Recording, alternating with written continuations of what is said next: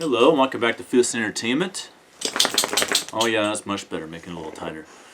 For my review of 2015's Divergent series, Insurgent, which is part of this triple feature 4K set here that has the Divergent series.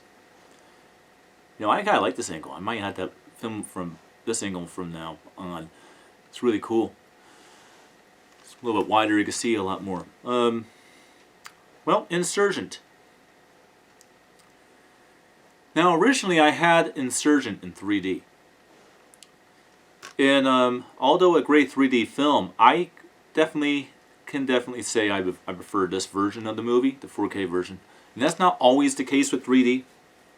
Most of the time, I always refer to 3D version. There's only really a couple of films, actually that's a few, but a couple that you now know of, because I did talk about Kong Skull Island, me preferring the 4K version over the 3D version. It's the same thing with this one, with Insurgent. And since you guys did watch the review of Divergent before this, this is Trish, and that's 4. Our two main characters on the cover here. So you know, kind of know who they are. Well, I'm going to do something a little different on this one.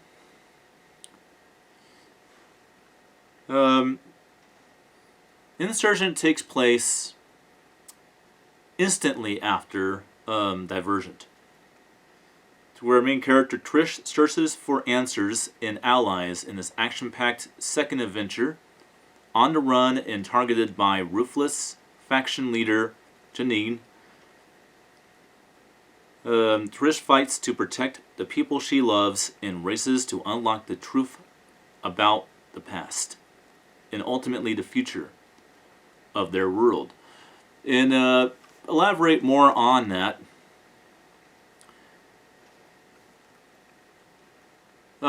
The radical government is now trying to find a 100% pure Divergent that can open up this interesting box that has alchemy testing of all 4 factions. And it's unlocked the secrets of how the faction system, as well as the futuristic city of Chicago, in this post-apocalyptic world, actually came about, and where it would go, and where everything goes from this point on. And Trish is the only one that can actually open it. And to get her open it, these people, again, with their mind control tricks, take over people's minds and send them to commit suicide to play on our main character's sensitivities. So again, a very politically and very controversial movie, just like the first one.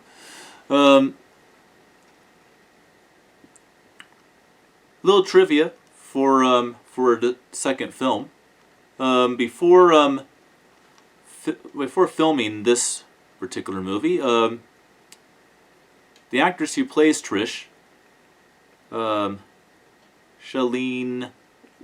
Woodley, I think is her name, had to cut her hair really short for the very emotional romantic drama known as Fault in the Stars, or Default in the Stars, where she plays a terminally ill cancer patient who falls in love with another critically ill cancer patient. And for that role, she had to cut her hair short. So that's the reason why the character of Trish in the first act of the movie cuts her hair short, is so that the actress didn't have to wear a wig the entire time. That was actually the reason. And maybe it is written into the novel Insurgent, but I doubt it. I never read the novels, but I doubt it. Well, Insurgent, my opinion of the film.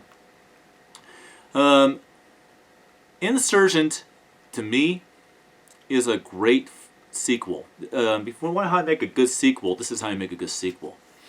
Because it plays off of what made the first one so good. Now, I am aware, from what I've heard from people that have read the books and watched the movies, that the first film is the only one that's actually accurate to the novels, which is no surprise. They do this a lot with novels to film. But I just thought it was a great sequel. And it really does feel like it's part of the same universe. I think that Theo James, who plays Four, has a lot more to do in the second movie than he did in the first one. He was my favorite character. And Eon Productions, if you want somebody who has longevity,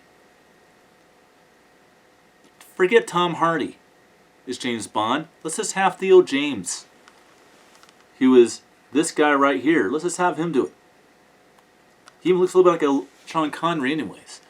And he is British. Perfect. Now on to the quality of the film. Brilliant. Very, very brilliant and very digital looking 4K transfer for sure. And like the first film, this is in 2.4.1 widescreen presentation.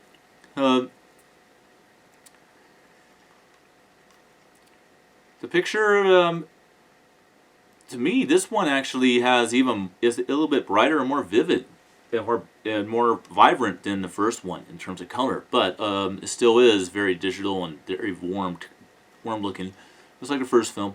But there are points to where it does have a lot of brightness.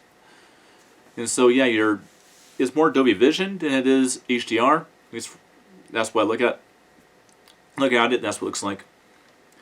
And I don't doubt that it probably does have HDR in it, but it looks more like a Dolby Vision would be your best option on this one. The Dolby Atmos. This is the same Dolby Atmos that the film always had, because no matter what Blu-ray format you buy for the second and third films, it has Dolby Atmos. But let's talk about the quality of the Dolby Atmos. Because of me having a very proper Dolby Atmos setup, what's the quality like? Well, very, very good, very strong, aggressive Dolby Atmos presentation on this film. I love saying the word aggressive about Dolby Atmos. I like it when I can say that. And they can't always say that with Dolby Atmos. There's the hit and miss. Sometimes it's aggressive, sometimes it's not. And what I mean by aggressive is there is a lot of use of dramatic overhead effects in the film. And is all object based, is not static like the Indiana Jones films, for example. But it's very dramatic and very object based. So things really do fly around and stuff, and there's a lot of use in this movie. Is it a worthy upgrade over the regular Blu-ray? Hell yes it is. And before I go on, and this counts for all three of these movies,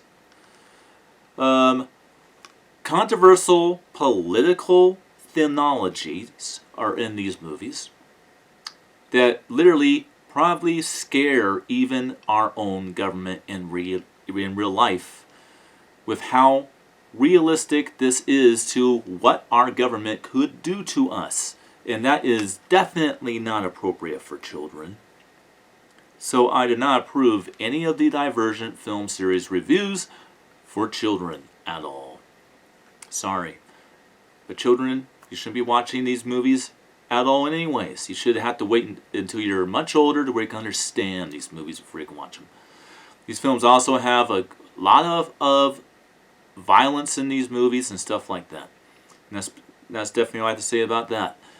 Well, that's my review for Divergent series Insurgent. I hope you enjoyed, and I will see you guys next time for my review of the Divergent series Allegiant, which I will be reviewing next. Until then.